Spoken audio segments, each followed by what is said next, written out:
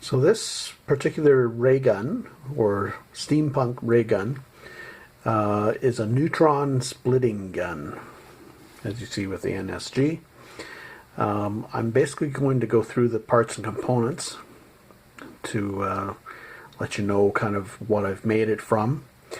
There's a few unidentifiable pieces, but I'll try to show you what's identifiable.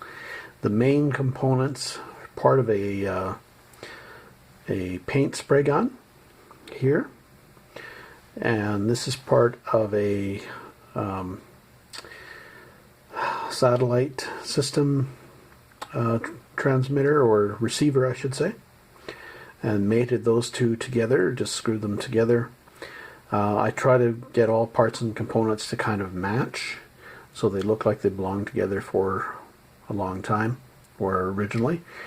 This is an oiler from an electric motor. These brass balls are from a anniversary clock. These are from a couple different sewing machines that happen to match. The little brass components down here are valves from a barbecue. There's a little brass ball in here, which is basically a ball bearing. There's this other round component is part of a pull switch. This chrome or nickel plated piece here is part of a gas valve for an antique gas appliances and that sort of thing.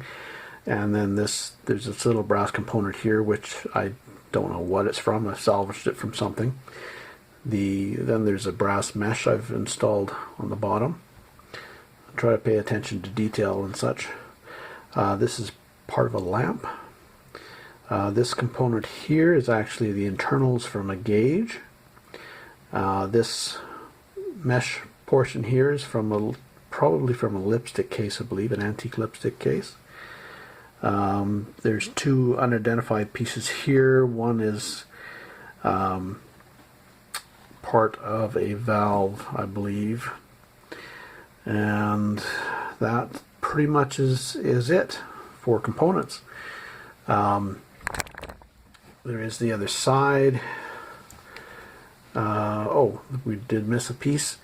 This is out of a radio here as well. Yeah, so that's about it for the components. Hope you enjoyed that. I have some other ray guns I'll be doing future videos of as well. Like I said, this is my second attempt. I'm actually fairly proud of this one. It turned out quite well. I was happy with it. It's all done by hand. There's not a lot of machine work or anything to these. They're all components that I've put together. So I haven't been custom making components or anything. They're all found materials. That's what I like to work with, is found materials and making something from nothing. Anyway, I also like to use metals. That's my main material, are metals of all kinds, mainly brass, copper, and aluminum, some stainless steel on occasion, and some steel. But I like to use metals. I like to have a heft to the piece, so it actually has a realistic feel to it. Unlike there's some beautifully done plastic guns based on space guns and ray guns and such that are Nerf guns and water pistols and that sort of thing. They're beautifully done, they look wonderful, but they don't have that feel, that real feel of a gun. So I like to have a real heft to them. So yeah, so if you're an actor or cosplayer, then they've got that real feel. They've got a real aesthetic feel to them. But anyway, hope you enjoyed that, and yeah, please like and subscribe, and let me know that you've enjoyed these videos, and I'll do more of them.